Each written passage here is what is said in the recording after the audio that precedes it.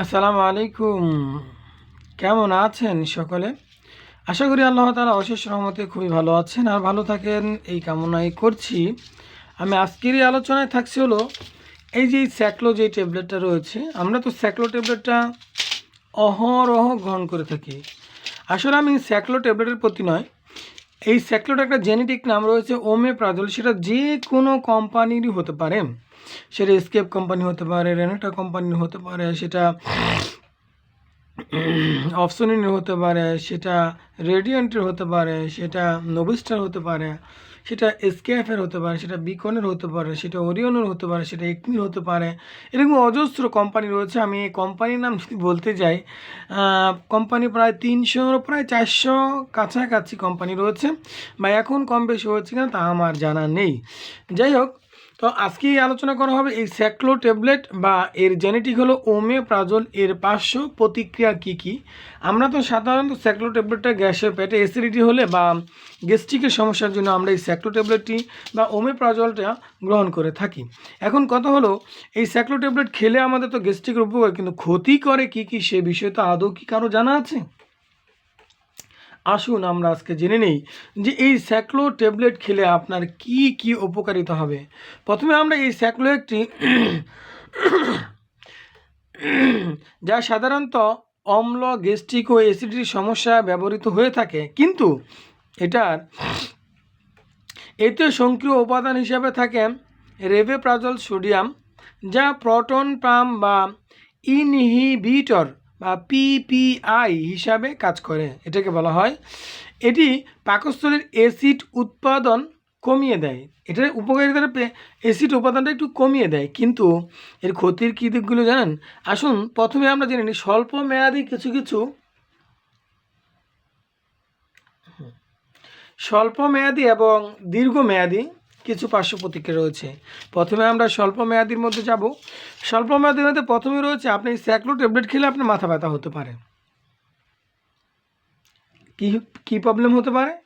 আপনি স্যাক্লো ট্যাবলেটটা গ্যাস্ট্রিকের জন্য খাবেন বা অ্যাসিডিটির জন্য খাবেন, পিপিআই এই ওষুধটি খাবেন, কিন্তু আপনার মাথা ব্যথা হতে পারে।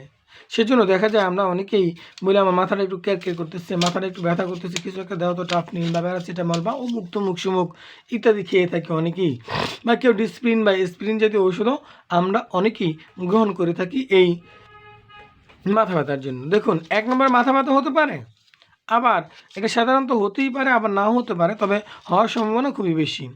এবারে শুনুন, পেটের অস্থিরতা বা ডায়রিয়াও হতে পারে। পেটের মধ্যে একটু অস্বস্তি ভাব করা, মানে আমরা সাধারণত স্বাভাবিকভাবে যে সুস্থ থাকলে যেরকম মনে হয় এইরকম না হয়ে অস্বাভাবিক একটু বিক্রিয়া পেটে হতে পারে, এবং সেই সাথে পাতলা পায়খানা বা ডায়রিয়াও আপনার হতে পারে এই স্যাক্লো ট্যাবলেট গ্রহণ করলে। এবার আসুন আরও একটা গুরুত্বপূর্ণ ক্ষতির, স্বল্পমেয়াদী ক্ষতির দিক, কিন্তু এগুলো কিন্তু দীর্ঘমেয়াদী থাকবে না। মাথা ব্যথাটা দীর্ঘক্ষণ ধরে থাকবে না। আপনার পেটের অস্থিরতা ভাবনা বা ডায়রিয়াটা সারা দিন রাত 24 ঘন্টা বা 2 দিন 3 দিন 1 সপ্তাহ এরকম থাকবে না, ক্ষণস্থায়ী হতে পারে, একবার অথবা দুবার হতে পারে। দেখুন, বমি বমি ভাব ইত্যাদিও হতে পারে। দেখুন, অনেক সময় আমরা বলি আমার যে খাবার খেয়েছি তার কারণে বমি হচ্ছে, আসলে আপনি স্যাক্লো ট্যাবলেট খেয়েছেন তার কারণেও আপনার বমি হতে পারে। পেটের গ্যাস বা ফাঁপা, মানে আপনার যে আমরা ওমিডন খেয়ে থাকি, বা ওমিডনের গ্রুপ হলো সাধারণত আমরা ডমপেরিডন গ্রুপের ওমিডন আছে, ডোপাডন আছে, ডোমিলাক্স আছে, এরকম ডম্প আছে, এরকম অনেক কোম্পানির অনেকগুলো রয়েছে, আমি সবগুলো নাম বলছি না। আমরা কিন্তু সাধারণত গ্যাসের জন্য আমরা কি করে থাকি, ওই ডমপেরিডন গ্রুপের ওষুধ খেতে থাকি। আপনি কি জানেন এই স্যাক্লো ট্যাবলেটটি গ্রহণ করলে আপনার পেট ফেঁপে যেতে পারে, পেটটা ভরা ভরা লাগতে পারে, ডাম ডাম মনে হতে পারে? আমরা কিন্তু এটা আদৌ জানি না। সেজন্য বলবো আমার এই চ্যানেলের সাথেই থাকুন। আমি আল্লাহ যদি তৌফিক দান করেন, যত রকমের ওষুধ আছে সব রকমের ওষুধের কি কি খেলে সাইড ইফেক্ট হবে, কি কি ক্ষতির দিক রয়েছে, সে ওষুধের ক্ষতির দিকগুলো তুলে ধরবো ক্রমান্বয়ে এই চ্যানেলের ভিতরেই। তাই আমি বলবো অবশ্যই চ্যানেলের সাথে থাকবেন, এবং আপনাদের যদি কোনো একটা ওষুধের বিষয়ে একান্তভাবে জানার প্রয়োজন থাকে যে এটার ক্ষতির দিকগুলো কী কী রয়েছে, তাহলে অবশ্যই কমেন্ট করিবেন। ইনশাআল্লাহ আপনাদের কমেন্ট আমি যখনই দেখব ওই ভিডিওটি সর্বপ্রথম করার চেষ্টা করব। কিন্তু অনেক সময় দেখা যায় কি ভাই, ব্যস্ততার কারণে আপনারা যে কমেন্ট করেন অনেক সময় একটু দেখতে একটু লেন্দি হয়ে যায়, একটু দেরি হয়ে যেতে পারে, তার জন্য আমি আন্তরিকভাবে দুঃখিত। কিন্তু আমি আপনাদের সাথে ওয়াদা দিচ্ছি, যখনই দেখবো ইনশাআল্লাহ তখন আপনাদের এই কমেন্টের রিপ্লাই আমি ইনশাআল্লাহ দিবই। এবার আসুন, অ্যালার্জিটিক রিয়াকশন হতে পারে। আপনি স্যাক্লো ট্যাবলেট খাবেন, আপনার অ্যালার্জি হতে পারে। দেখুন, এখন আমি একটু লক্ষ্য করে দেখেছি যে আমাদের চেম্বারের ভিতরে ম্যাক্সিমাম মানুষ তাদের চুলকানির ওষুধের জন্য, দেখুন আগে আমরা সাধারণত আপনার হিস্টাসিন অর্থাৎ গ্রুপের ওষুধ খেলে যেত, তারপর সিটিরিজিন, তারপর হলো আপনার ডেসলোরাটেডিন, তারপর দেখা যায় আপনার ফেক্সোফেনাডিন, তারপর রয়েছে মন্টিলুকাস্ট, হ্যাঁ, তারপর রয়েছে ইভাটিন গ্রুপের ওষুধ, তারপর রয়েছে আপনার এখন ফ্লুকোনাজল, তারপর রয়েছে আপনার গাইসোফুলভিন একটা ওষুধ রয়েছিল, তারপর এখন বর্তমানে আপনার আরও উন্নত প্রযুক্তির অ্যান্টিবায়োটিক বাইর হয়ে গেছে, যেটা নাকি অ্যান্টিবায়োটিকের এক একটা দাম রোফিওফ্লাক্সিম, এরকম অনেক গ্রুপের ওষুধ রয়েছে।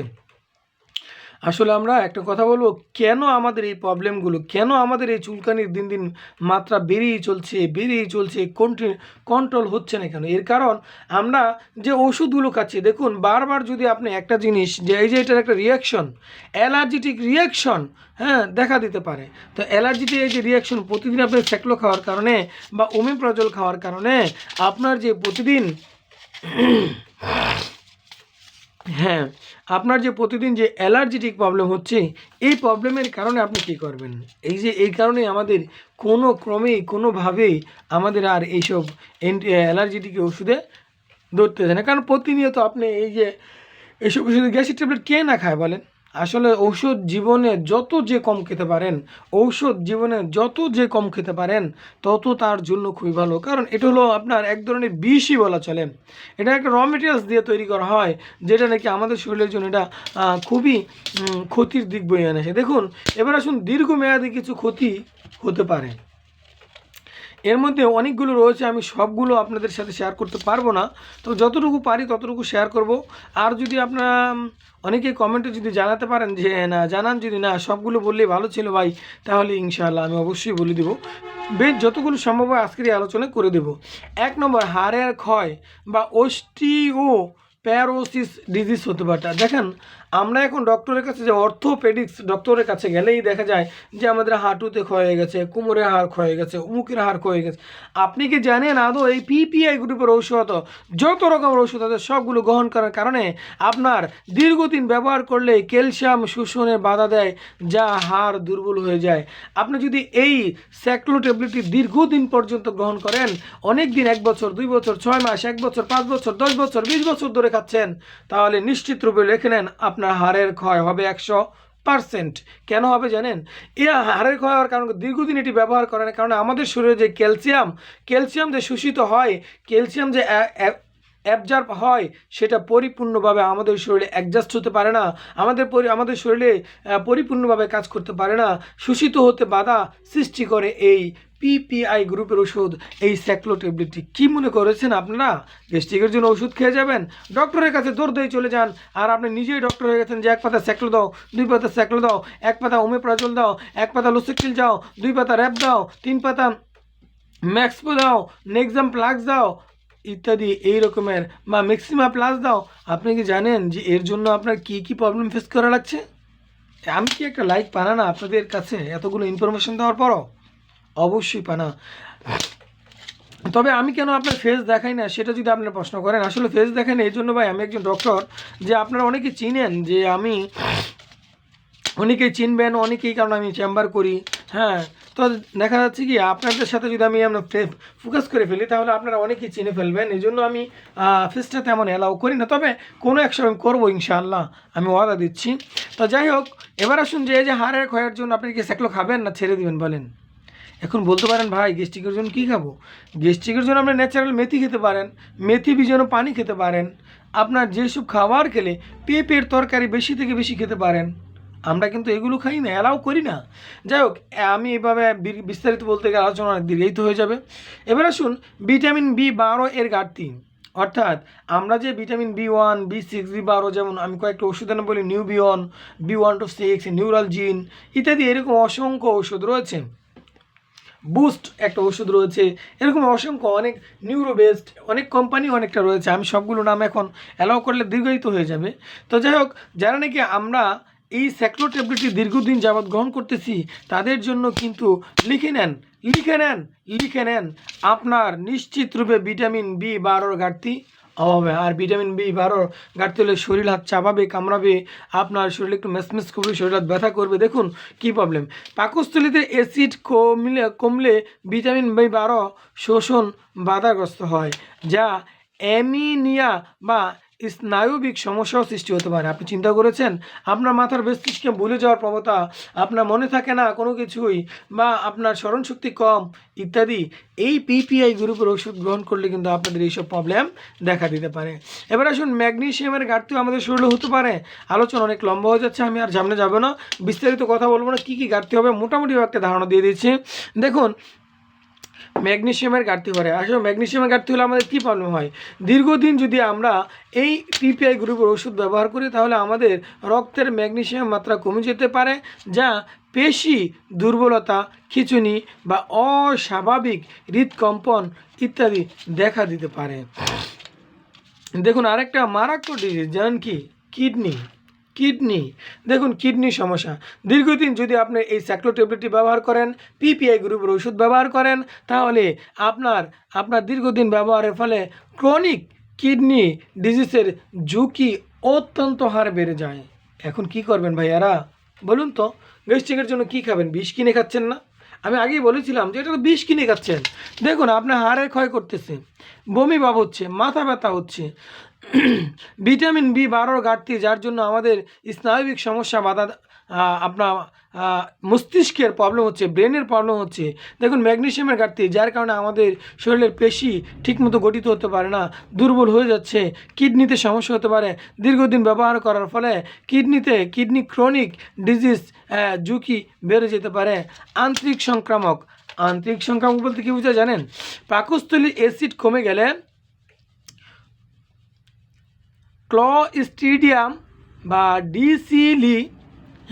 ক্লস্ট্রিডিয়াম বা ডিফিসিল এবং অন্যান্য ক্ষতিকারক ব্যাকটেরিয়া বৃদ্ধি আমাদের শরীরে হতে পারে। চিন্তা করছেন চারটিখানি কথা। তারপরে স্টমাক ক্যান্সার বলতে কি বোঝায়? কিছু গবেষণা করে দেখা গেছে অবশ্যই যে দীর্ঘদিন যদি আমরা এই পিপিআই গ্রুপের ঔষধ ব্যবহার করি তাহলে পাকস্থলীর ক্যান্সারের ঝুঁকি বাড়তে পারে।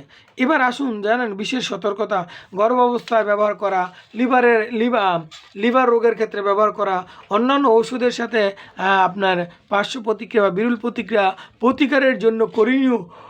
এখন যদি প্রতিকার হয়ে যায় তাহলে আমরা কী করবো? আসলে স্যাক্লো ট্যাবলেট শুধুমাত্র ডাক্তারের পরামর্শ অনুযায়ী সঠিক মাত্রায় আপনি গ্রহণ করবেন, পারলে তাও না করবেন। ডাক্তাররা বলবেন আমাকে ঔষধ ছাড়া গাছগাছিলা ন্যাচারাল বা কোন খাবার খেলে আমার পেটে গ্যাস্ট্রিক হবে না, অ্যাসিডিটি হবে না, আমাকে ডক্টর আপনাকে আমি 500 টাকার জায়গায় 700 টাকা ভিজিট দিচ্ছি, আপনি আমাকে ওই রকমেরই খাবারের কথা বলে দেন যে খাবার খেলে আমাদের এই ক্ষতির দিকগুলো হবে না। দেখুন, পুষ্টিকর খাদ্যগ্রহণ ও জীবনযাত্রা পরিবর্তনের মাধ্যমে গ্যাস্ট্রিকের সমস্যা নিয়ন্ত্রণ করা অবশ্যই সম্ভব রয়েছে।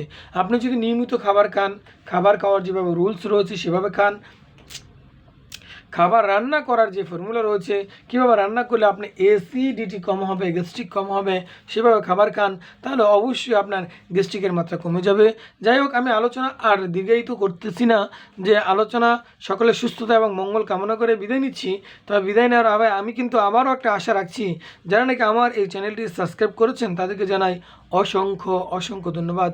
আর যারা নাকি আমার এই চ্যানেলটি সাবস্ক্রাইব করেননি তাদেরকে জানাই, আমি আশা রাখছি অবশ্যই সাবস্ক্রাইব করবেন, কারণ আমি প্রতিনিয়ত আল্লাহ যদি তৌফিক দান করেন বছরে 365 দিন চেষ্টা করব 365 দিনই এক একটা ট্যাবলেট, এক একটা ক্যাপসুল, এক একটা সিরাপের পার্শ্ব প্রতিক্রিয়া, বিরল প্রতিক্রিয়া, স্বল্প মেয়াদি পার্শ্ব প্রতিক্রিয়া কী কী রয়েছে, দীর্ঘমেয়াদী পার্শ্ব প্রতিক্রিয়া কী কী রয়েছে, এর বিস্তারিত কিছু মোটামুটিভাবে আংশিক একটা তুলে ধরার জন্য চেষ্টা করবো আমি প্রত্যেকটা আলোচনার ভিতর। তাই বলবো অবশ্যই আমার চ্যানেলটি সাবস্ক্রাইব করবেন, কমেন্ট করবেন, ভালো লাগলে আপনার ভাই বন্ধু আত্মীয় স্বজন বা আপনার যত রকম ফ্রেন্ড সার্কেল রয়েছে তাদের সাথে অবশ্যই শেয়ার করে দিবেন। আসসালামু আলাইকুম ওয়া রাহমাতুল্লাহ।